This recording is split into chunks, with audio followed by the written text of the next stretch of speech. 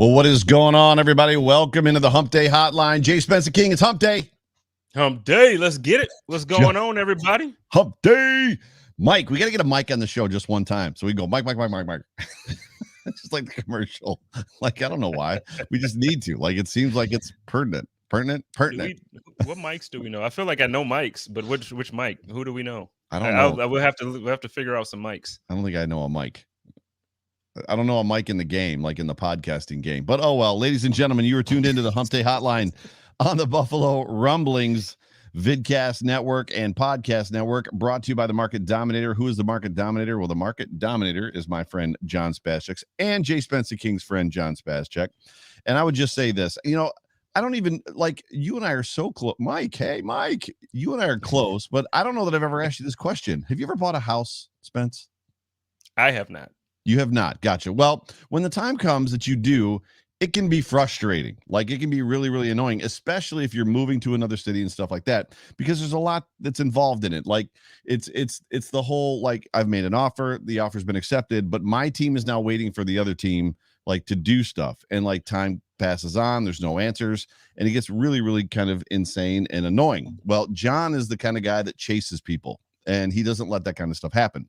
So I would say this, when the day comes, and you probably will, that you're looking to buy a house, because it's probably going to be soon, call John, because all those little questions that you have are going to get answered. When you ask, where is this? Where is that? What's the attorney doing? What's blah, blah, blah, blah, blah, all that stuff. John stays on top of all that stuff.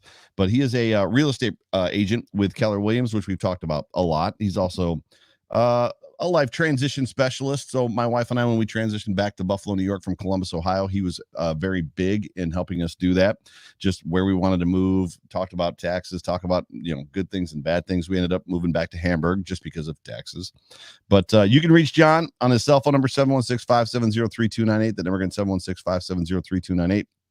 You can also email him at yourelitebroker@gmail.com, yourelitebroker@gmail.com. And John is also Bill's Mafia.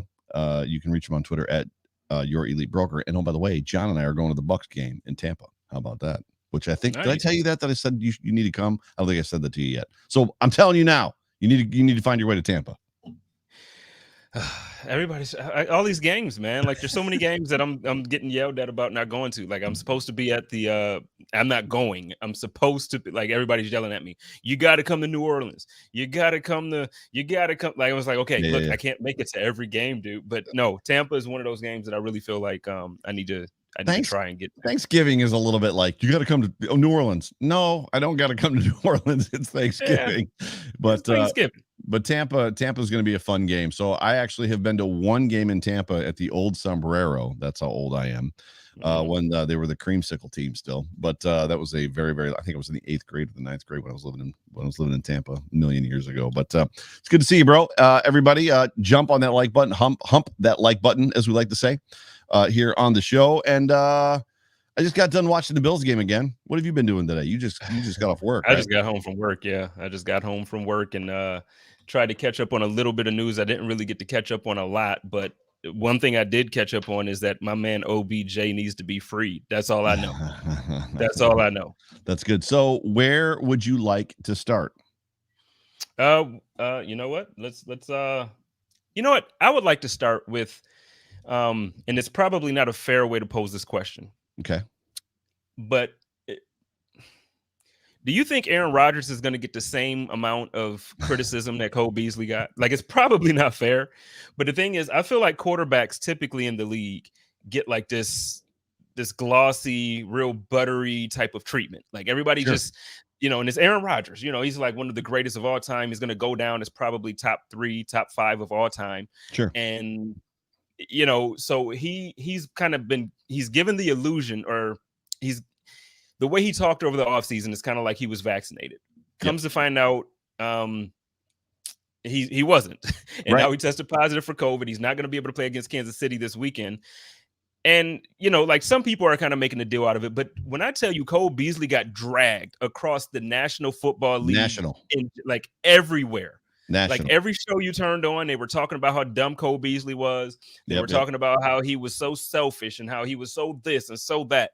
Are we gonna get the same type of treatment for Aaron Rodgers? I would just love to see, and I like Aaron, but I would just love to see it. How about the whatchamacallit, the cartoon that was made of Cole Beasley as well, where it made him look like a redneck hick with the tooth missing, like just kind of an idiot, wasn't very smart. Like it was just a very stereotypical cartoon. I don't remember all the details of it, but it wasn't great. If that makes any sense.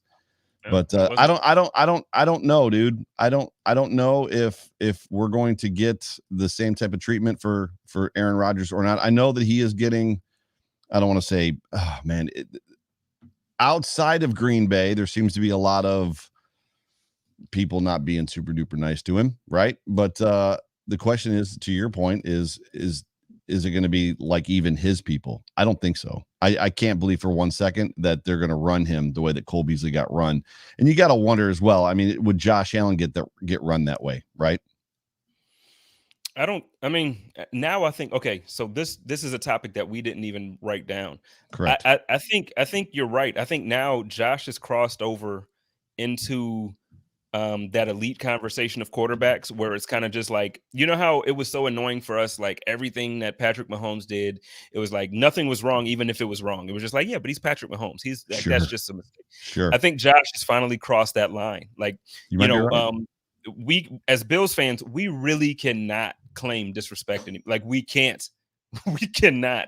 We've crossed over to that point where I saw a graphic earlier today where ESPN has us at 52% to make the Super Bowl. And it's like, we haven't even played our 8th game yet. Like we're at 7 games and they're saying that we have a 52% chance to go to and win the Super Bowl. That's mind blowing for me. What's funny about everything that you're saying right now, because we've turned this into a Josh Allen conversation, which is fun because I read those same things. And I also read that Josh Allen is now the favorite, right? The quote unquote favorite in the MVP race. And I'm just sitting here thinking, he's not playing that well. Like, because we've seen him play last year where he was playing out of his mind. And what's funny is when you think about guys that have won these awards, get these accolades, like you say, get all the press, all the conversation, when maybe they're not playing as good, but there's a perception, right? There's a perception that they're like outplaying everybody because of the name, like on the back plate. And to your point, that might be happening. I don't know what the answer is on Aaron Rodgers. I think there's going to be some fines. I mean, you can't run around. You can't sit in a presser and say that I was immunized, and which, I mean, I guess you can. Nobody asked a follow-up question because that's apparently what happened back then. So everybody just assumed, including his staff, his coaching staff, and everybody else, just assumed that like he'd been vaccinated, hasn't. So he's been lying this whole time, breaking all kinds of protocols. There's got to be penalties for that, right? There has to be fines. I mean, I don't care that he's the league MVP of last year. Like they fined Cole Beasley for wearing the mask improperly. Isaiah McKenzie was fined. And I don't want to just talk about Bills players. Around the league, guys have been fined for whatever. Oh, okay. Got fined for whatever reason. And it's like, no, we really need to chill. Like one of the things, and I know you know this, and I say this about several topics, not just this, it needs to be equal across the league. And one of the things that bothers me is so for instance, that's part of the reason why I dislike a lot of the referee calls in the games with like taunting and all that stuff. Cause I feel like it's not the same. Like, you'll get a taunting call for spinning a ball, but then somebody else will get up and, and it's like, it's not, you don't get caught. So, well, this is taunting. And the ref just walked Josh Allen off the field. He's going to get fined this week. He's going to get the same fine that CeeDee Lamb got, but like Josh is doing this in the ref, like two winters, right? No, you think Josh is going to get fined for that? CeeDee Lamb did. CeeDee Lamb got fined for that on a walk-off. It was a walk-off touchdown, and he waved in the defensive back's face and got fined for it. No penalty, but got fined for it. I don't think that's a fine. That's. I don't think so either, but he's going to get fined for it. That's awful. That's just awful. It's taunting, but the funny part is they're not. Wilkins, thank you, Renaissance man. Wilkins did it, but let's transition to something else that we have not talked about or didn't plan on talking about tonight, which is the guy that we were just talking about before we got started, which is, I'm guessing because you were working all day, that you've not seen Mic'd Up yet, right? I did, with Micah Hyde and Jordan Poyer. Oh, you did see it. Well, did you see my tweet? That's my dog. Shout out to Micah Hyde and Jordan Poyer. Go ahead. I'm sorry. Did you see my tweet today?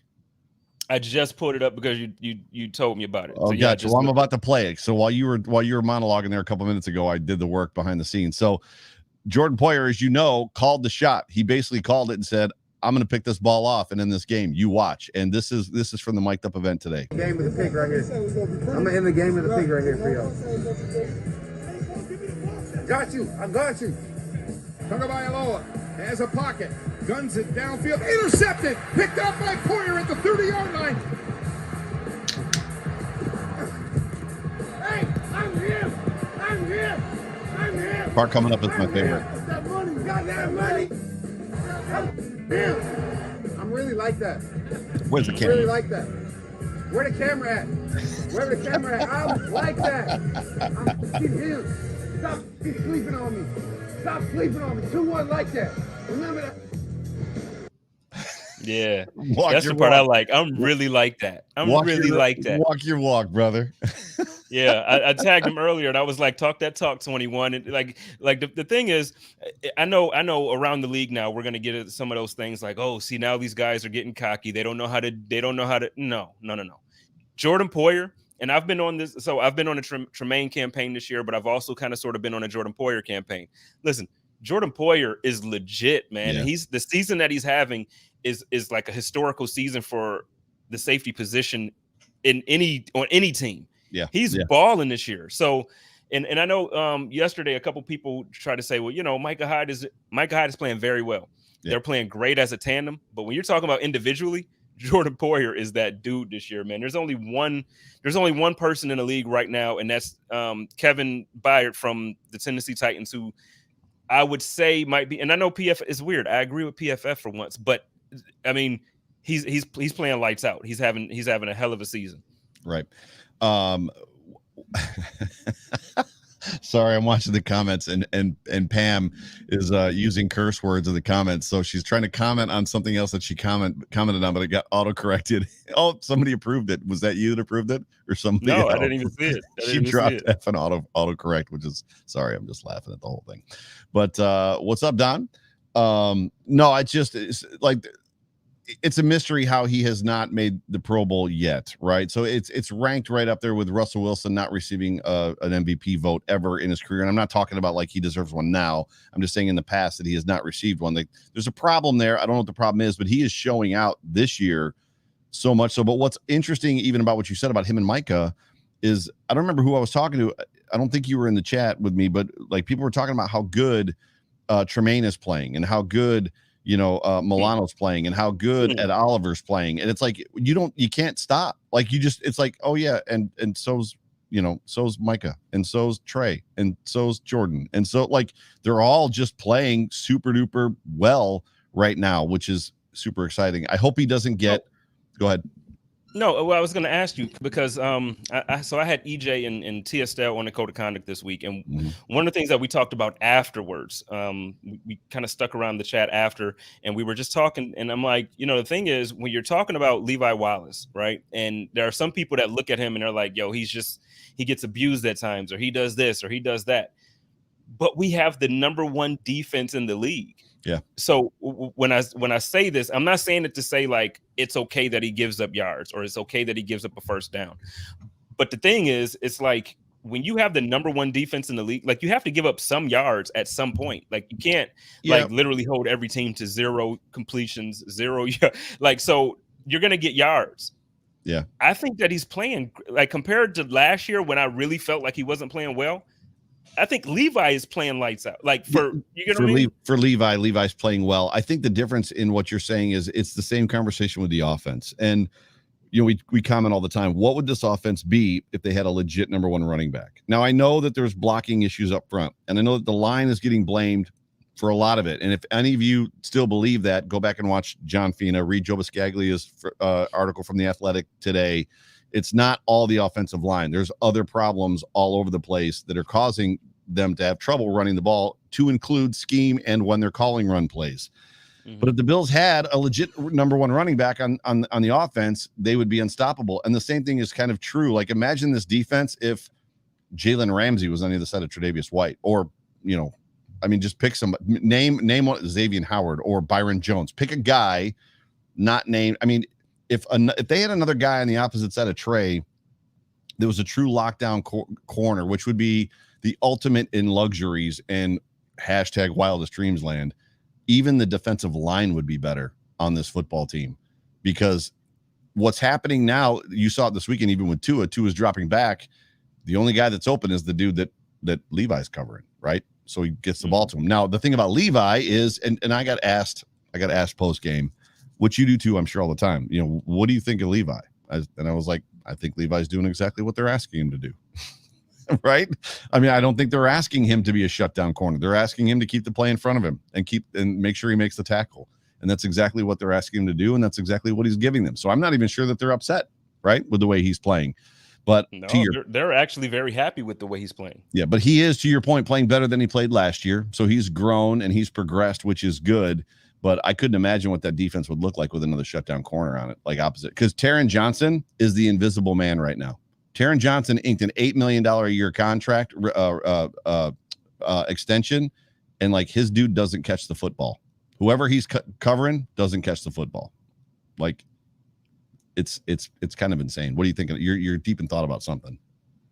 No, I'm like reading these comments and stuff, and just kind of looking at but the thing is, like, even so, just a couple of seconds ago, you said, like, you know, he's giving up a couple plays and, you know, he's playing how the team wants to. The thing is, though, I really think if you really watch, and I know you do, but I mean, if you're really watching Levi, I can't complain at all. Like, even the few receptions he's given up, man, like, I just can't complain. So by and large, Davante Adams ate him up in the first quarter through second half of the second quarter, and then the Bills reschemed it and kind of figured it out and shut him down.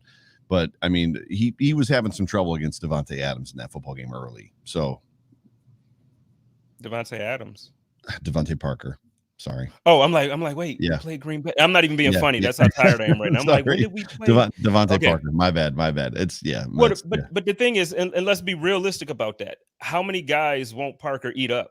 Like, and I'm not being funny. Like, he's another total sidebar. He's another enigma to me. How is Devontae Parker not one of the top 5 wide receivers in the NFL every single week? Like, the dude is a monster. He's good. He's got great hands. Like, I don't. How does that guy?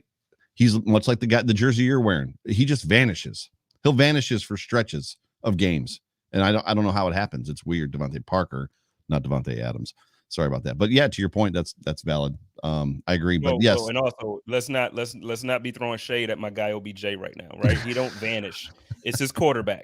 Let's get him a real damn quarterback, and let's see what happens out there. Like, come on, let's not. All right, like, so let's just go there. So OBJ has been sent home by his head coach Brian Stefanski due to comments made by his father in regards to Baker Mayfield. So his dad made comments on, it was either TikTok or Instagram. He actually did. I watched it today. He did a whole run of plays where OBJ was wide open and Baker missed him, and then responded to some people in the comment section. You know, Baker's inconsistent. He put hashtag big facts, stuff like that. It was just stuff. So OBJ was asked to go home. So the question is, and I'm gonna pose this to you because you talked about it. It may have been on this show or it was on your show with Sterls for the girls, or the chop up. It gets lost. You got so many shows. Yeah, about OBJ possibly at the trade deadline coming to Buffalo. So my question for you is, do you think he's a fit here? If he gets released, clears waivers, are the Buffalo Bills in the mix for OBJ? Well, no, but it was more of just like me dreaming that he would come to Buffalo, but it's not. The possibilities out there now. If he gets, he's going to get released. He's going to get released. Yeah, but he's not coming to Buffalo. We got Cole Beasley in the slot. They're pretty much. I can tell that they have guys that they're trying to develop as well. We don't have the space. Like, even your guy is not, like, Hodgins hasn't even. He's not there. Then you look at we've barely seen anything from Gabriel Davis this year. He has some receptions, but I mean, like, the way we saw him last year, we figured this year it was going to be a 4 wide receiver attack. Like, we were going to see Sanders and Diggs and Beasley and Davis. We haven't seen him.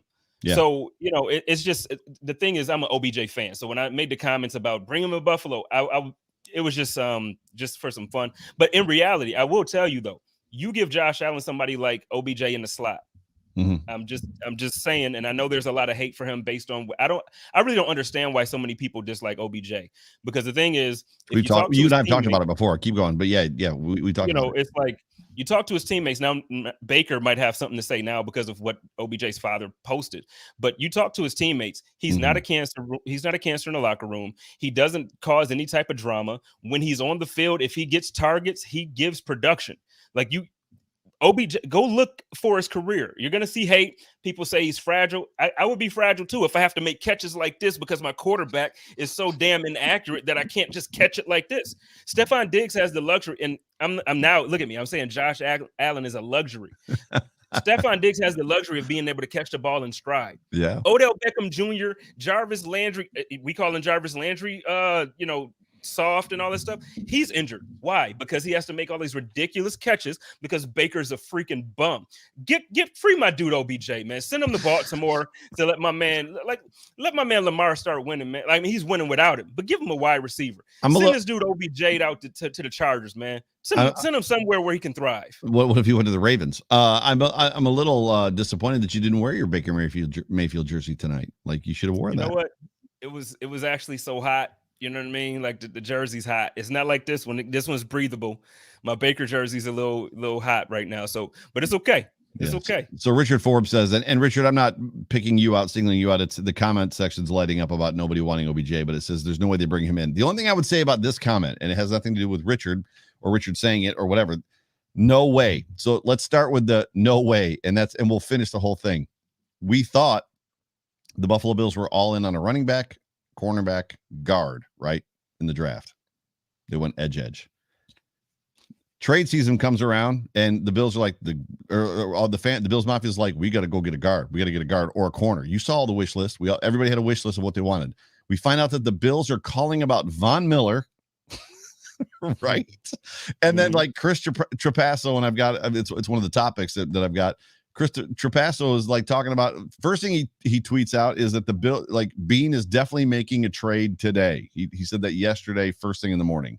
And then later he says that the Bills were looking to move Trubisky to the Redskins, but there's no other information, who they're going to get back, what they're going to get back, or anything like that. So all that to say this around the quote unquote, no way.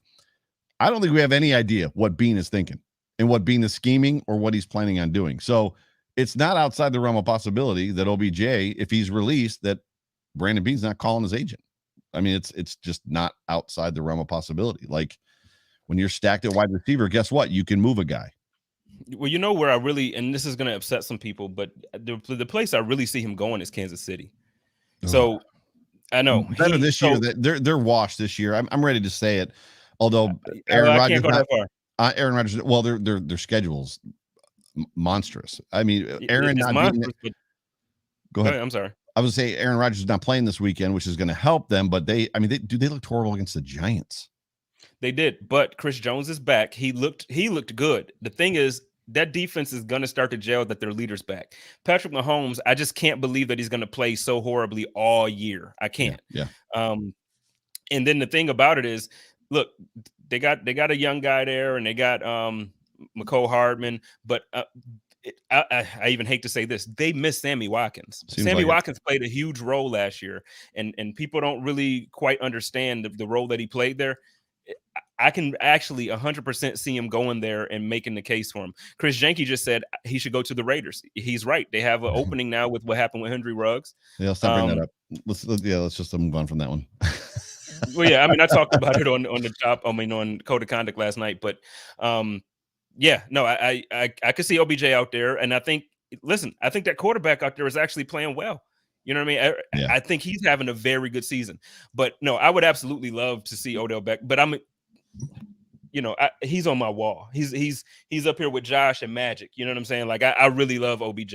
So for me, it would be a dream come true to see my guy in Buffalo. For sure. But no, I don't think it's a possibility at all. So segueing off of that, you talked about the fact that we haven't seen much from, and I actually have two things that I could go to here. We haven't seen much from Gabe Davis, which is interesting because yesterday, did you see the chart, the conservative offense, the ground game chart that came out yesterday that somebody put out? So this is it. And this is basically, it's just a second and long pass rate chart. So what you're looking at is at the top, the team that passes the most, second and long, Tampa Bay Buccaneers. So they, on second and long, they pass the most. Now they also qualified this chart by taking out all 2-minute time. So if it's inside of a 2-minute, or if it's a 2-minute drill, they've removed that. There were some other circumstances and situations that they removed. So it's literally just a clean chart of every time a team is in a normal situation, second and long. The Buffalo Bills are third from the bottom. The only teams behind them are two teams that absolutely do not trust their quarterbacks in Justin Fields and Trevor Lawrence, which basically means, so when we ask the question, what in the world is going on with Gabe Davis? Why is he not getting the ball as much? The reality is that chart speaks to the fact that the Bills, and I want to break this down a little bit with you. The Bills are being far more conservative this year than they were last year. What's interesting about their conservatism is why? Why are they being conservative? And I would love to know from you what your thoughts are. I'll go first. We just got a super chat. I'll read that in a second. But the funny thing about them being conservative and forcing this conservative issue is they're still leading. They're better this year on third downs than they were last year, which basically it's almost like a toy game. It's almost a situation of, it's second and 8. We're going to run the ball. Why? Because we're going to get it up. We're going to pick up the third down anyway. Like more often than not. Think about that for a second while I hit Jeff King's super chat. Jeff King, thanks so much for being a part of the show. Jumping into the super chat. You are the man. Gentlemen, appreciate the content as always. Go Bills. P.S. Wide receivers we have an abundance of. O-line, that's a whole new ball game. Be well, folks. He's not wrong. The question is do you bring in an OBJ? Right? So we'll come back to the other conversation about conservatism and what they're doing on second and long. Do you bring in an OBJ and then move somebody else? Is there somebody else that you can move for a guard? Right? Because well, here's the thing. Here's my take about the guard. And I know everybody's down on Feliciano. Everybody is obviously down on Cody Ford. Everybody isn't happy with, I get it. Here's my thing. We saw a few games now. We saw a stretch of games where when Spencer Brown was in and he was playing well, the offensive line looked completely different than what we saw this last game and what we saw early in the season. We were able to run the ball, both Motor and Moss. There was one game before the Chiefs game. They put all those run schemes and run stuff on. Who were they playing? The Texans? And they put like 13 different run formations on tape. It was the Texans. But yeah. I'm not necessarily even talking about the amount of runs in the formation. I'm talking about just the efficiency of it. Like they had a stretch of games there when Spencer was healthy and he was in there playing. What did he play? 3 games or 4 games? They had a stretch there where he looked, the team looked like we could run the ball when we felt like it. With Spencer not in there, I'm not too confident. And so the thing is, like, even with Feliciano not playing as well as we want him to play, with Spencer Brown in there and Darrell Williams on that right side, I feel a whole lot better with one weakness on the line than now to have a couple. So go ahead. No, you're right. You're speaking. You're actually. So that was what Fina was talking about. Like Fina was the first one to say it after he was breaking stuff down on Sunday night. And he was tweeting all about it, kind of leading into Monday. That as much as we were all up in arms about the offensive line, that the offensive line is not as big of a problem as it looks like to us. And again, he broke it down and like the issues. I mean, Tommy Sweeney did not have a very good blocking day on Sunday, ladies and gentlemen. To the point that if any of you remember, there was one play, they threw a bubble screen to Diggs. Tommy Sweeney he missed his guy completely. The guy tackled Stephon Diggs 2 or 3 yards behind the line of scrimmage. Diggs spiked the ball on the ground and was chirping at Sweeney as they were going back to the huddle, which is not something you've seen from Stephon Diggs on this football team. Like, that's not something he's done. Like, he knew who missed his block and how bad, right? Sweeney had there was another play on Zach Moss where he got completely blown up, and it was because Sweeney got completely manhandled by the defensive end. It just there's other problems here. Your point is exactly correct. Like, there's one potential weak link right now that we would probably all agree with when he's healthy, which is Feliciano, which brings up another point. Does Feliciano get his job back? Is Ike Bucker going to take that job? I'm not happy with either one. So then I don't know. We're back to my conversation, which is, do you bring in an OBJ and then trade somebody for a guard? You can't. Trade deadline's over. Never mind. Yeah, it's over with. There goes my pipe dream. Yep. So that's that. Back to the conservatism in football. Well, there's one comment on here that I do want to comment on. Matthew Montgomery, shout out to Matt, man. Thanks for Big being Matt. a part of the show. He asked if Dayball's stock has decreased at all this year with the offensive struggles that we've had as compared to last year. This is not coming at you, Matt. I've seen this question a few times, not just here, but I mean, I brought it up on Sunday. I said, "Is Bieniemy and Dable are they still coaching like they're absolute shoo-ins for head coaching jobs?" I said it on Sunday. Let me ask you a question. Mm-hmm. What is the offensive ranking for the Buffalo Bills? They are, I think, they were number 2 in points going into last week, so they probably dropped from 32 to probably 29 or 30. I don't know where that puts them. I haven't looked. I can check. In points per game. So you're talking about yards per game or points per game, because there's a mix up in how people define that stat of who's number one in the offense. Well, the stat that I remember seeing is that the Bills are first. So I don't know which stat that is. They're not first in anything. I'm gonna pull up. I'm sorry. I'm wrong. So they are still for the. So the Bucs have now slid 2.2 points below the Bills. The Bills are 32.7 points per game, and the Buccaneers are number 2 at 32.5. So I was wrong. They were number 2 coming into last week. The Bucs were ahead of them. I don't even know what the Bucs scored. How many points did the Bucs score this past weekend? So enough to drop them, whatever it was, a point below the Bills, or 0.2 of a point below the Bills. So the Bills are now number 1 in points per game. In total yards per game, we'll do an average because the Bills have a bye. So they're 1 game short. 1, 2, 3, 4, 5, 6, 7, 8, 9, 10, 11. The Bills are 11th in average yards per game. The Bills are 1, 2, 3, 4, 5, 6. Oops, where'd it go? It just moved on me. 1, 2, 3, 4, 5, 6, 7, 8, 9, 10th in average passing yards per game. Rushing, they're about 15th. To me, when you're putting out the most points in the league almost halfway through the season, I don't have anything to complain about. People were so critical of him Sunday, and I was too, because at half we were tied at 3 with the Miami Dolphins. So, I get it.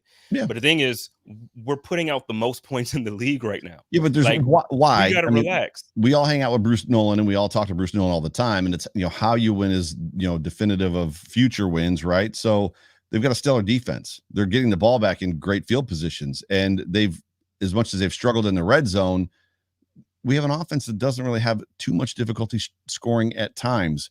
It's a really weird situation. Like we all watched the game and like, how in the world did they score? It was the first Dolphins game, 35-0. It's like, how did they score 35 points?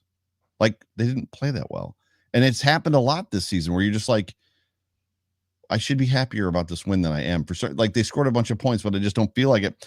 But it speaks to why, or the question I want to answer, and I'm looking from you, is why are they being more conservative? We know that Sean McDermott came out and said, we're going to, on offense, we're going to beat teams by being 2-dimensional, running the pass, and we're going to beat teams by making other offenses be 1-dimensional. So I don't know if it's coming from Sean McDermott. I don't know if it's something where they're trying to. I heard somebody talk about it today on one of the radio stations or one of the podcasts, talk about maybe they're using this time to try to learn how to run the ball. Maybe they're trying to figure it out because they have what I said earlier, which is if we run the ball on 2nd and 9, we're going to pick up 3rd and 6. We're going to pick up 3rd and 11. We're going to pick up 3rd and 17. We're going to pick up 3rd and whatever. Their third down percentage is better than it was last year. Their red zone stuff hasn't been as good. Obviously, they picked it up this past weekend. But why? What is leading to the conservatism is more where I'm driving at. Like, because that chart proves it. They're being more conservative. Why? I mean, it could be a couple of different things. Like, I feel like if we're in control of the game and they are really confident that they're going to pull it out and they're going to win, I think a lot of this has to do with the fact that we understand that we're going to be there in late January and early February. So the thing is, there's certain things that you don't necessarily want to put film out because, once you get to the playoffs and you're going against these teams who have very good coaches, because teams in the playoffs have very good coaches. Yeah. So when you get there, you understand like, hey, they're going to scheme and they're going to know these plays when we line up. They're going to know this, they're going to know that. So instead of putting everything out there now and showing off, because last year, man, they was clowning, man. They was out there just doing some of everything.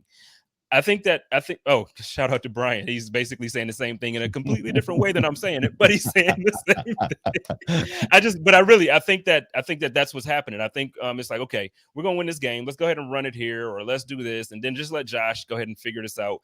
But then I think once you get later in the season and once we're talking about the playoffs, I think you're going to see Daboll get jiggy with it, and it's going to be something completely different.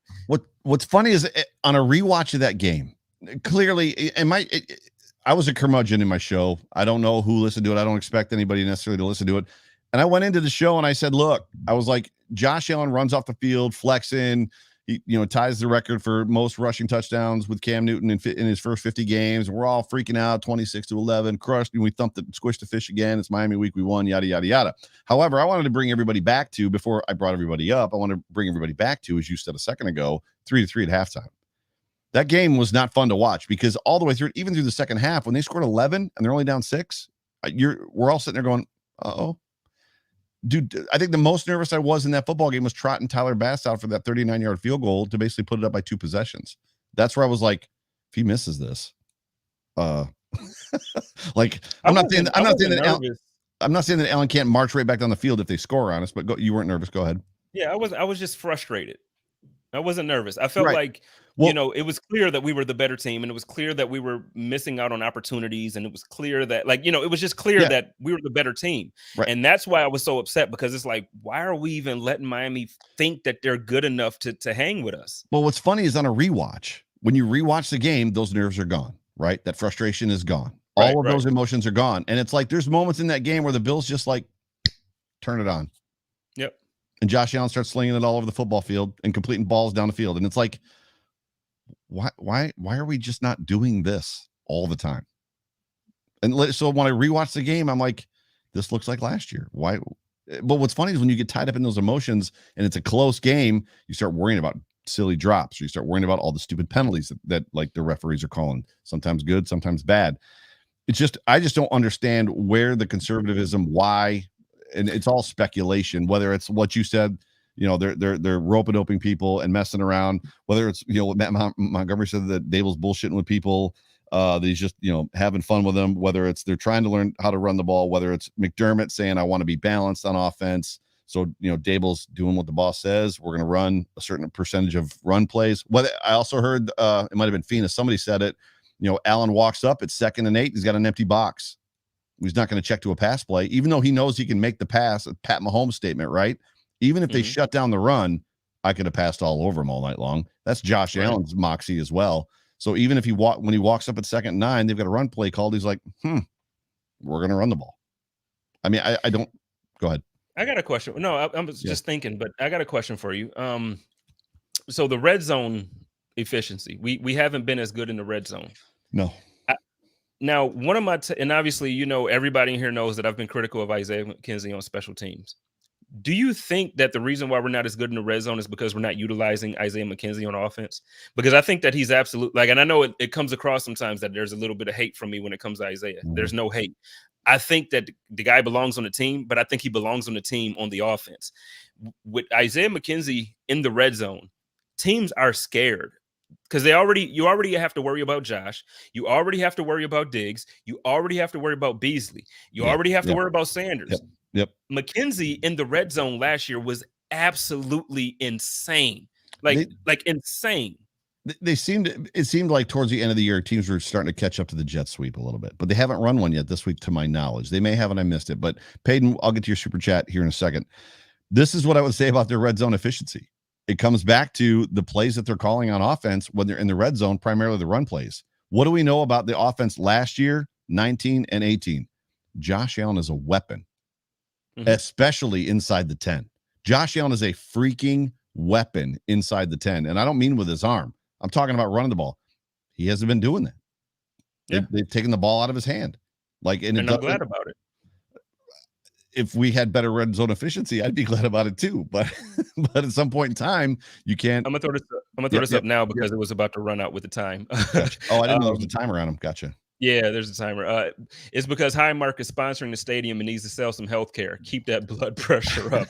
No, we don't need our blood pressure up like that. We don't need that. We don't need Buffalo. That. There's grease running through all of our veins in this city. But so that's Payton's reason for why they're calling plays the way that they are. They're trying to keep games close and keep our blood pressure up, which is funny. There's some fire in the chat. So I just want you to know it's some fire in the chat. Good or bad?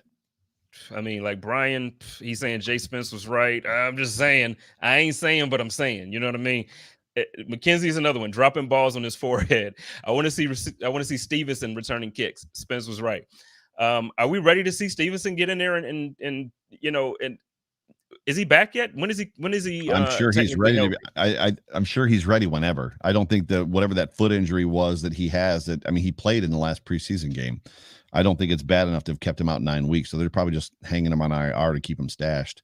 Because once they activate him, then they've either got to cut somebody or then he's got to go to the practice squad, which exposes him. Go ahead. Mm-hmm. No, I'm just throwing. You can keep going. Oh, gotcha.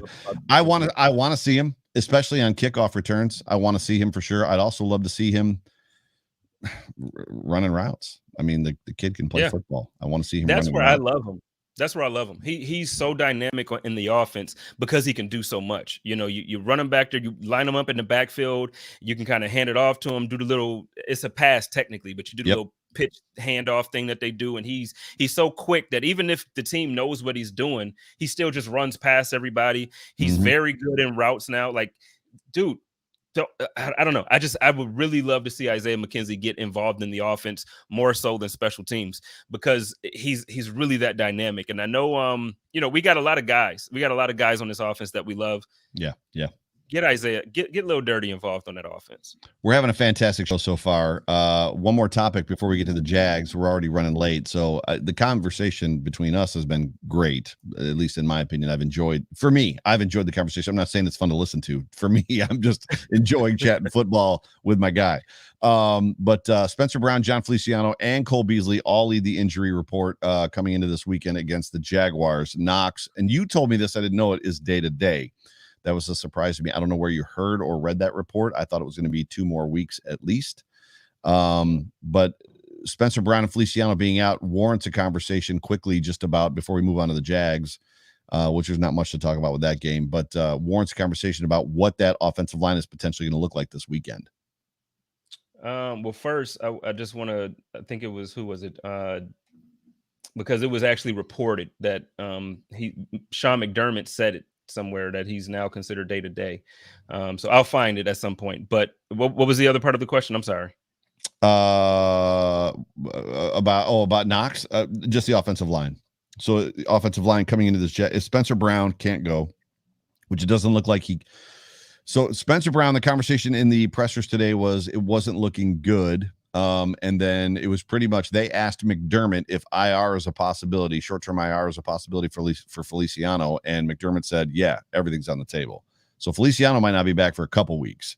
So if Brown can't play, Feliciano can't play, what does this offensive line look like? And I guess for me, at what point does Ryan Bates get in the game?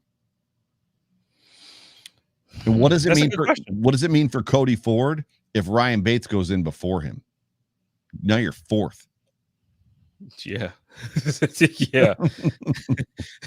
It's just rough because it's like, man, you have again from last season, we had this expectation coming into this season, like, we're about to be dominant, we're about to be this, we're about to be that, we're about to do this every single play, we're about to look like Madden when I'm playing against my nephew, we're about to that's how you wanted to come into this season. And we're just seeing a lot of mental blunders and we're seeing a lot of missed opportunities. But the thing is, again, is it that they're missing it, or is it like, they're just not really putting everything out there because they're really confident that they're going to win every game?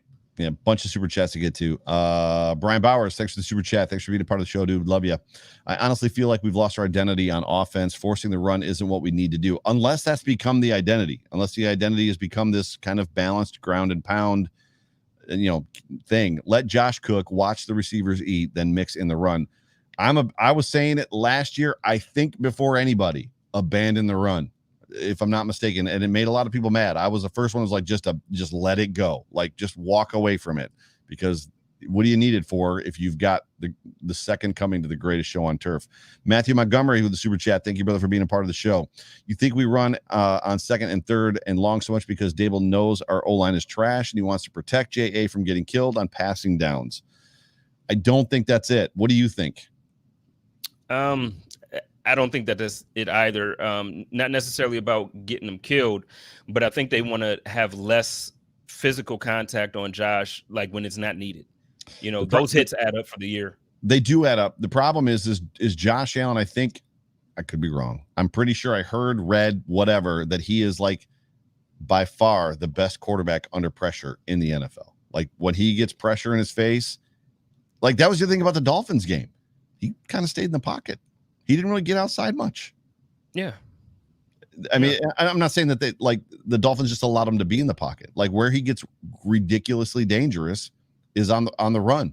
It used to be flush him out to his left because he had a hard time running to his left. He's fixed that, right? We've all seen him fix that. So I don't know what the answer even is as far as that. I don't think this is the answer. I don't think this is why they're running the ball so much. I think it's either just game plan. I think it's one of the three: game plan centric. We want to be two-phased, right? Complementary football on offense coming down from the top. And Dable may agree. It's we're trying to figure this thing out. Or three, Allen's walking up to the line. He's got two plays in his head: a run play, a pass play to check to. The box is empty. I'm going to run the ball, and then they don't execute it, and it just blows up. I still disagree with you though about abandoning the run, man. Like I understand, like we have Josh Allen, we have this high-powered, dynamic offense, and we should just throw the ball and put teams away. I'm telling you, if you don't get, go ahead. No, I'm sorry, I cut you off. That's my fault. No, I'm saying I just feel like if you don't get a rhythm. If you don't, get those reps in as a team and have success during this, especially with this schedule, if you don't learn how to have success against these teams that we're going against, and then you want to have success in the playoffs when we're going up against the Chargers and we're going up against the Baltimore Ravens or whoever, if we get to the Super Bowl when we play against Tampa Bay or the Rams, come on. You know what I mean? You're going against teams with defenses and you don't have success on the ground now, you don't start practicing in the playoffs. So I caution, and then also let's relax, guys. We have the number one offense in the league, scoring offense. But I mean, it's the number one offense in the league. And then you look at Josh. He's turning a corner. I know the first half looked bad, not bad, but it looked bad against Miami. He's turning that corner now to where I'm ready to say, Josh is ready to be in that MVP conversation again. I didn't feel like that for the first part of the season. Josh is getting there. So we're catching up as far as the stats, and we're catching up as far as that other stuff. Josh is there, man. Like, we really got to chill. It's there. Like, we are the number one scoring offense, the number one scoring defense. We're the best team, top to bottom, in the NFL. So relax.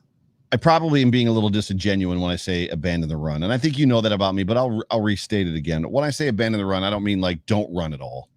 There's just an aspect of like using the pass to set up the run, being smart about when you want to run, and stuff like that. I just don't want to see us leading with the run. And this year, more than ever, it seems like we're leading with the run. And I said to John Fina, we don't have Travis Henry. We don't have Willis McGahee. We don't have Marshawn Lynch. We don't have Fred Jackson. We don't have Shady McCoy. We don't lead with the run. That's not what this team is, right? Jeff King with the super chat. Again, thank you, sir, for being a part of the show. The next two games are perfect for a Stevenson debut. Preach it, brother. Shout it from the rooftops. Yeah. Might as well see what we got, if not for anything, but for draft capital, hopefully. I think the only concern here, and you can speak to it, is what I said. I think if they activate him, they got to push somebody else off the roster. And who is it? Vernon Butler. I don't even know why this is a question. Dude, I don't even know why this is a question. I was watching Vernon Butler get reps when I rewatched the game, and the amount of times, and maybe it's every time I think I'm onto something, Fina's like, no, that's what he's supposed to do. I'm like, oh crap.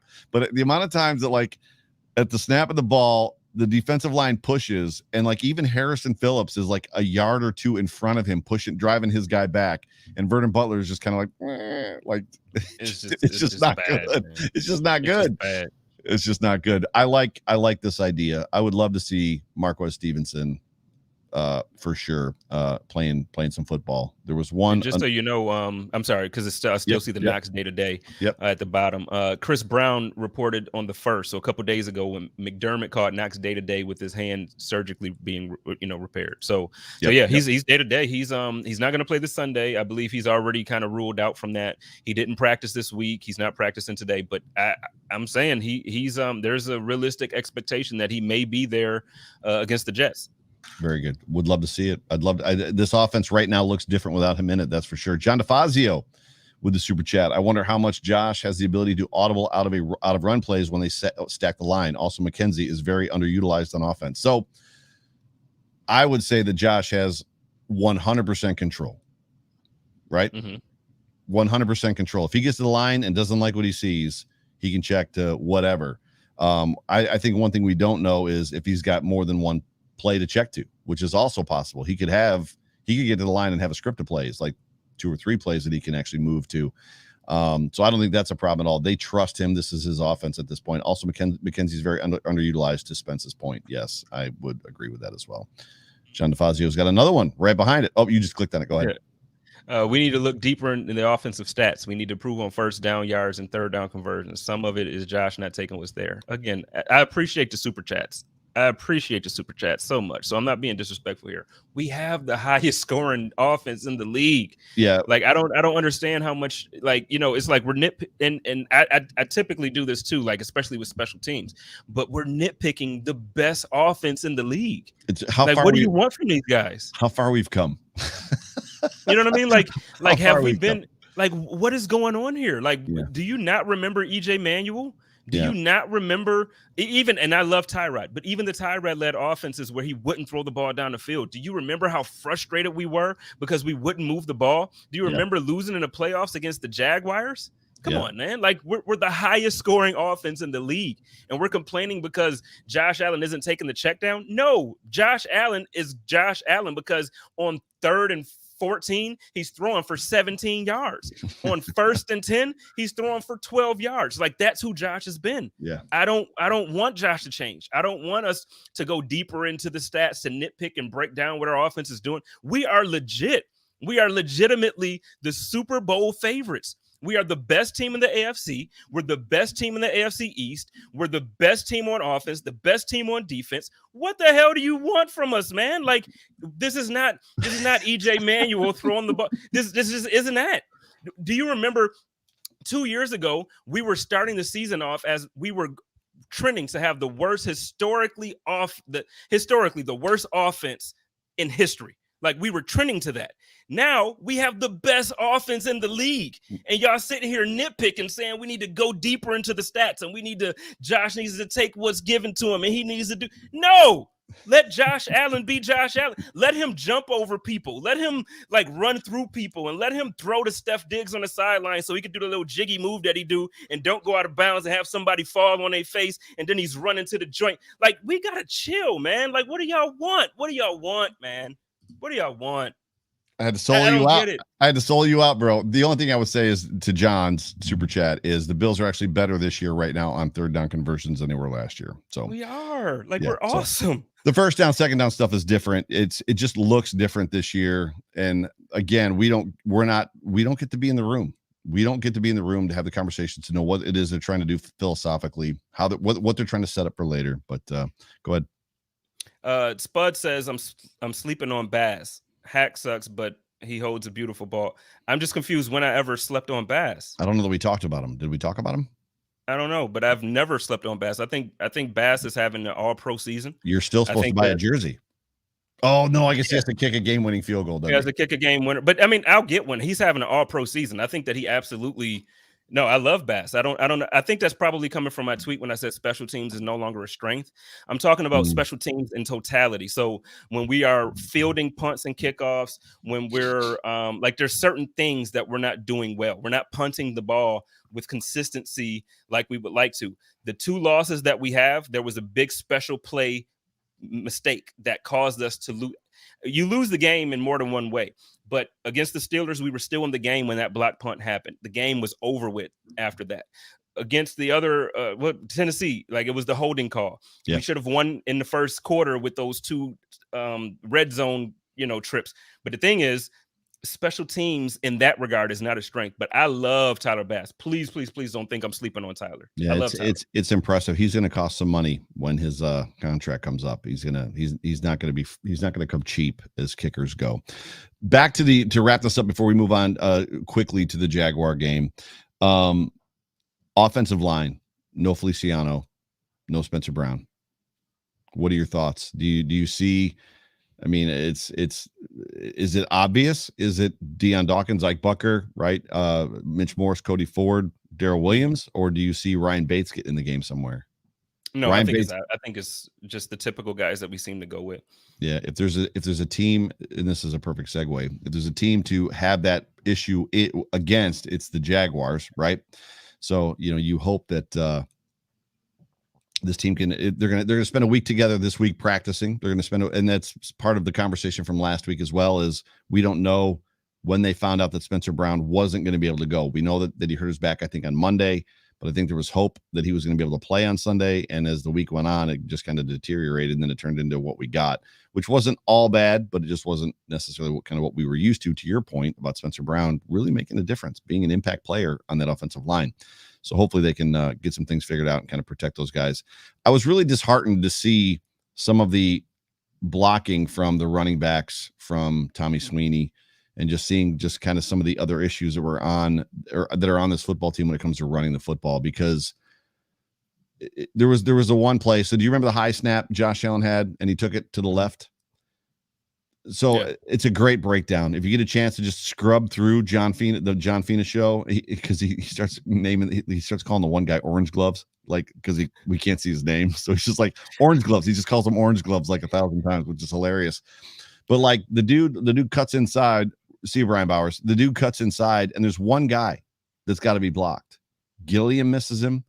Moss misses him, forces Josh inside, and then the dude makes the tackle. And it's just, and meanwhile, that was one of the ones where everyone's like, oh my God, John Feliciano sucks. And it's like, that really wasn't even his fault. I mean, right, that wasn't the play. That one wasn't the play, but there were others. Right. There were others. But I think this weekend, though, I think this is another game that you should expect Cole Beasley to eat, like with the line being like that. If he plays. Well, true. Yeah. But I look for a lot of short passes this week. Now, again, I just said how Josh is Josh. He's going to throw it. So he's going to have his moments, and we're going to see the same Josh Allen. But I think the game plan going into this week with a beat up offensive line and some injuries, I think you can expect to see some quick throws, slants, and some, those Stephon Diggs 6-7 yards out on the sideline, and he kind of stops him. I think those are the good passes that we're going to see. So wait, real quick, and I know this is way off topic. Did you see that Patrick Mahomes completed the most yards behind the line of scrimmage in NFL history the other night? No, I did not see that. Like, it's just amazing to me. Like, this guy, he's completely, I'm not saying he's like horrible now and he's regressed and all this stuff that a lot of people are saying, but it's like he went from being like in the course of like it's like he went from being the guy that's throwing for 450 yards every week to like now it's just like he completely looks like he forgot how to play the game at the level that he played it. And I have no idea what's happening. But okay, back to the Bills. That was just wild to me. It's pointed. Like, and I think Bruce Nolan talked about it. Like all the things where he had been lucky, all those dropped interceptions, people are now catching the other thing. So yeah. I realize I have a miss. Thank you, Matt Montgomery, for showing me my miss. I named this show Jack the Jags because I couldn't think of anything else. And then other people were like, oh, that sounds gross. But whatever, I didn't mean that either. Who has a better game, Josh Allen Buffalo versus the Jags D, or Josh Allen Jags versus our offensive line? Which means I should have called this the Josh Allen Bowl, because this is the first time the two of them have faced off together, I think, right? Yeah. So they actually haven't met yet. And Josh, I saw Elena tweet earlier, like Josh Allen said that he hasn't met Josh Allen, but he's talked to Josh Allen. And Josh Allen said that he doesn't want to talk to Josh Allen during the game, but he wants to meet him before the game, and he wants to meet Josh Allen after the. And it was great tweeting. Like, that was a perfect tweet. Yeah, it was funny. But yeah, no, I think Josh, our Josh, has his way. I'm not afraid of the Jaguars at all. What do you think about Lawrence? I think the Bills. I think that he's the rookie. Yeah, I think he's a rookie. Yeah. And he has all the promise in the world. I think that he has everything that they think he's going to be. Like, the guy he's good. Every game, I don't know how often you get a chance to watch him, but it's like every game he has like 4 or 5 throws that you're just like, wow. Yeah. Like, wow, that guy has it. I just think it's going to take some time. I think he's going to need a better coach. And I think that, the team already believes in him. So it's just going to take, some more improvement on that team. And I think he's going to be legit. But this Sunday, no, I'm not worried. I think, honestly, I think I'm calling, what's the highest total so far this season that we've had in sacks? I don't expect you to know that. I'll look it up. I think we're going to have our highest sack total this season. I think it was against the Dolphins. So the Week first 2. game, I think, week 2 against the Dolphins. I think that would be a guess because I don't think they sacked Heineke. I think it was the Dolphins when they. I think this is for the season. I think this is going to be our highest total of sacks for a game. I like it. Well, we talked about a lot of stuff that wasn't this game, but we're just going to jump right to this because we're running out of time. So everybody in the comment section, in the comment section, tell us your final score prediction and a stat line for Josh Allen. What do you got? What do you think? You said highest sack total, so that's a hot. Go ahead. Wait, we could talk a little bit. Like I got, I got to eat a little bit, but I had a late lunch, so I'm not as hungry as I normally am. So if you want to go into a little bit of overtime, we could kick it for a minute. I'm cool. Sounds good.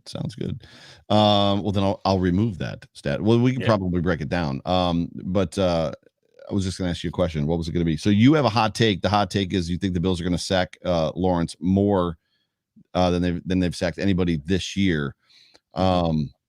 I'm not even overly familiar with this team. I know that Etienne is obviously hurt. Who's their primary running back? Robinson. That's right. And I think he's hurt. I believe he's hurt, or he may be back now, but I think he was out recently. I'm gonna look for the injury report. Take the floor real quick. So for me though, when I look at this game coming up, they have some players. Like they got a couple guys that is like, okay, they're nice, man. But the thing is the coaching, the thing is the culture, the thing is, it's a lot of youth. It's a lot of youth. And, if they were smart, they would be a running team this year. They would just let Lawrence kind of develop a little bit, get the speed of the game to go up, to figure that out. But they would just run the ball. They don't run it as much as I think they should. But they have some solid pieces. I'm not nervous when it comes to them, though. I think that they, like, if you're going to be betting, this is a spread that you want to bet on. Like, you want to take the spread. I haven't watched them a whole lot. I think I've seen them play twice this year, and I don't remember anything being an overly great takeaway. Clearly, I've seen a bunch of highlights from them. Thank you, Luke. Appreciate that. But James Robinson did not practice today. He's got a heel injury. However, Carlos Hyde, formerly from the Ohio State University, with a calf, was a limited participant. Sorry, I got to do that for my wife and my girls. No, I got you. I get it. But and Bruce is a Buckeye fan as well. I just don't know how that team matches up against anybody, let alone our football team. It's going to be interesting to see. I remember when we played the Titans and the Titans beat us, and the conversation was, how did this team lose to the Jets? And then they turned around and they played bad. Was it last weekend? And they almost lost a game last weekend. And the comment was, well, it seems like they played to the level of their opponent. And I got to wonder if the Bills are doing that as well. This is a game where the Buffalo Bills should come out and completely waste the Jacksonville Jaguars. They should leave them in the dirt. Like, they should be a part of the turf when the Bills leave that stadium. Every single player on that football team.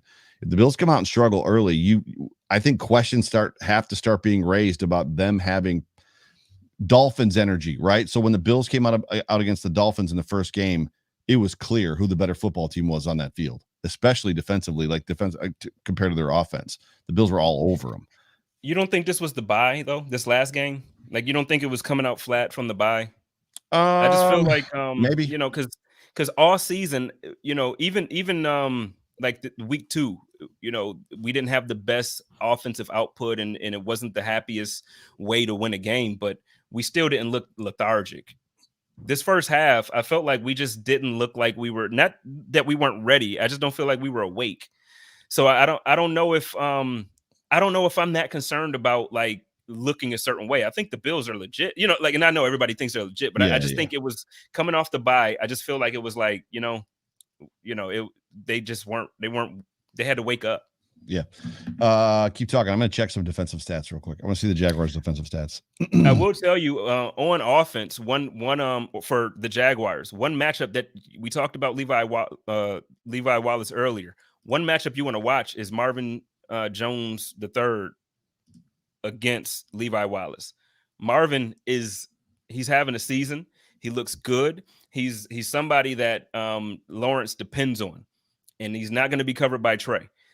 So you might want to check that. You want to make sure that we get some help on that side. I don't know how we're going to do it. The defense is good. I'm not concerned about him blowing us up. He's not going to have 20 receptions for 200 yards or nothing crazy. It's not happening. Like, we're going to win the game by at least three touchdowns. That's where I'm at with it. So yeah, the Jaguars are bad yards per game. They're allowing 29 points per game. They're allowing. I mean, they're from a passing standpoint, they're fourth from the bottom in passing yards allowed, rushing yards allowed. They are they're a little better there. Yeah, they're probably middle of the pack. It's just So which matches up well against us because we're not very good runners, but we're really good passers. We score a lot of points.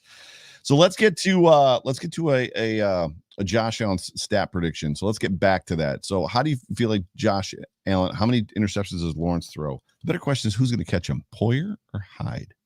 I think both gets one. Ooh, so you're on the board for 2 at least. I think it's going to be 2, but I think one in the defensive backfield. I think a linebacker has one. Nice. I could see Group getting another one this year. Yeah. Like, I know he's not a linebacker, but I could see Group getting, like a defensive. Yeah, but I'm going with 2 from the safeties. I think they're feeling themselves after this last game. I think that from a little bit of somewhat insider information, I feel like Jordan Poyer is on a mission. He's on a mission this year to get that All-Pro and Pro Bowl nod. So I think he's like coming out intentionally. It's not even a contract. He's intentionally coming out to say, like, y'all gonna put some respect on my damn name. So I think you can look for all season Jordan Poyer to play like this. I'll show the video again if you want me to. Like, I'm always for it. I'm with it. I'll show it when we end the show. I'll throw it up there. I'll widescreen it, but and then I'll do the outro song. And so Josh Allen stat line. What do you got? What do you got in the comments section for a Josh Allen stat line this weekend? I'm going 425. I'm going 4 in the air. I'm going 1 on the ground. Wow. And I am going 65 yards rushing on the ground. That's big. That's really big. He's gonna have he's ready to be in the MVP conversation. And I think against teams like this, teams like the Jets, it was supposed to be against Miami again, but like I said, I feel like that bye through us. But he heard the disappointment. He heard the people talking. He heard, well, what are the Bills doing? And he heard it. Yeah. These guys hear everything. I'm telling you, this weekend they're gonna come out to prove, like, y'all got us messed up. I would say it differently, but we on the air. Y'all got us messed up. The Bills are like, we about to do this. So yeah, no, I'm cool, man. I'm probably less than that. I think I've got Josh around 375, 380. And I've got him probably 3 total touchdowns. I think they're going to score about 5. I think they'll score 5 touchdowns, but I think 2 of those will be rushing touchdowns. C assists. That's me in that picture, hugging my little sister. So yeah. And actually, just so you know, I'm going to take her advice. She wanted me to replace one of the pictures on my wall with you in the Cam Newton jersey. So I think what I'm going to do. Oh dear God. I think I'm going to replace. You know what? I'm not even going to replace Devin because I love Devin. I'm definitely not replacing OBJ. You know what I'm going to do? I'm going to take Magic and Jordan down, and I'm going to put Joe and Spence up. That's what it's going to be. So right in the middle, it's not going to be Magic and Jordan. It's going to be Joe and Spence. That's what's going on. Thanks, Jamie. Love you. Send it to me. I'll autograph it for you. I got you. But so we're talking 380, 375, 383 touchdowns total for Josh Allen. He might have a pick this weekend. I know that's not popular, but you might be. It might. I'm not saying it's going to be a bad toss or a bad decision. It might be a tip ball, something like that. But I think the Bills are going to. I think it's going to be another one of those games where the Bills are trying to put something together on the ground. I think that's just. I think for some reason that's just who they are. I think they're trying to figure some stuff out on the ground, and we'll figure that out as well as we see it kind of unfold. With that, score prediction. Now I already called 5 touchdowns, and that doesn't even include field goals. What do you got? What do you got for score prediction? Yeah, I called 5 too because I said 4 in the air, 1 on the ground. So I think it's gonna be one of those. And this is where it starts to sound cocky, and it starts to sound like a fan base that is becoming annoying, like the Kansas City Chiefs fans used to be, or like they've been recently, or like the Patriots fans when Brady was there. So like I'm trying not to be that guy, but I'm being honest. I watch a lot of football now. I think at this point in my life too, I've watched more football than I've ever watched in my entire life, and I love it. But what I'm telling you is, I watch the Jaguars. I do not see them being able to stop our offense unless we stop our offense. Agreed. I'm going 45 to I'm going 45-14. I like that score. So for me, if I've got 5 touchdowns for the Bills, I probably got at least 2 field goals for Bass. So that's going to put us at what? That's 42, right? No, the 42. No, it's 40. Is it 41? 41. What are the Jaguars going to score? Man, I just can't see a scenario where the Jaguars even score double-digit points in this football game. But who knows, right? I mean, maybe they score 14, maybe they score 17, and that's being generous on my part. I could see it because, like I said, Jones is good. They have some decent receivers, like talented receivers. And DJ Lawrence, Sharp. as much as that, like I said, Lawrence is not. He's not where he's gonna be. He's a rookie, but again, he has every game he makes a throw where it ends up a touchdown. Where it's just like, holy crap! He had a window and he took it. A lot like Josh. I see him scoring. A lot, absolutely. Yeah. He's gonna be for a long time. The AFC is gonna be in good hands. We have good quarterbacks coming up in the AFC. I speak a lot about Justin Herbert. If I didn't have Josh Allen on my team, Justin Herbert would be like I have like such the football man crush on this dude. I don't know how often you get to watch the Chargers, Joe. I'm telling you, Justin Herbert is something serious. But there's a lot of good young quarterback play, starting with him, obviously Josh, and you're talking about Burrow. Gosh, man, Burrow. Joe Burrow's good, yeah. Like there's so many in the AFC, and then I'm not even gonna get to the NFC, but Lawrence is gonna be there. Lawrence is one of those guys that's in that conversation. It's an of course moment, right? Of course.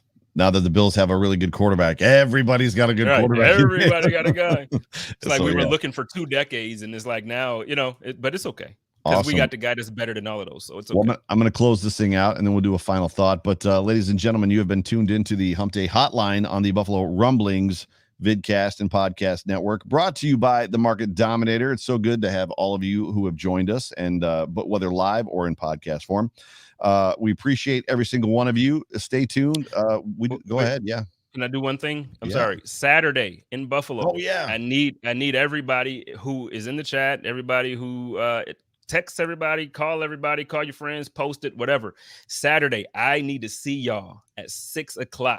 We're going to be at 55 Chicago Street at Resurgence. It's going down. Buffalo Rumblings IPA release. We're releasing a beer, y'all. Like, it's going down. We got a beer, and it's happening. So Saturday night, come see me at 6 p.m. We're going to have 2 shows. We're going to do Joe's Time to Shine live, and we're going to do the Chop Up / Code of Conduct. I'm going to figure out a clever way to say and, like, mash those shows up. But it's going to be a good time. It's going to be me. It's going to be K Gunn, Kristen Kimmick. It's going to be A-Dubs, Big Dubs, my girl Angelina White. Sterling ain't gonna make it. Sterling for the girls ain't gonna make it. But I got some good fillers. I got who I got, man. I got Nate Geary coming. I got Pat Moran coming. I got Tia Stale coming. So it's gonna be a good time. And actually, you know what? The Market Dominator, you see him down here on the bottom. The Market Dominator is gonna be in the building. So come by. If you're trying to buy a house, this is the perfect time to stop by his table and talk to him, because he's gonna have a table. So let's get this thing going. It's awesome. Well, I got nothing else. This was a great show, man. This was a quality show. A lot of good conversation, especially coming off of a game that we won and going into a game that's kind of like, there's really not much to talk about. That like super good. Like, it flowed well. Appreciate you. Yeah, I love you, man. This was awesome. Final thoughts. Take care of each other, love each other, and live in peace. And as always, stay positive, test negative. Go Bills. Go Bills. I'm going to try to run this Poyer thing full screen, and then I'm going to do the other stuff. But yeah, go Bills. In the game of the pig right here. I'm in the game of the pig right here for y'all. Got you. I got you. Tagovailoa has a pocket. Guns it downfield. Intercepted. Picked up by Poyer at the 30-yard line. Hey, I'm here. That money. Got that money. I'm really like that. I really like that. Where the camera at? Where the camera at? I'm like that. I'm him. Stop sleeping on me. 2-1 like that. Remember that.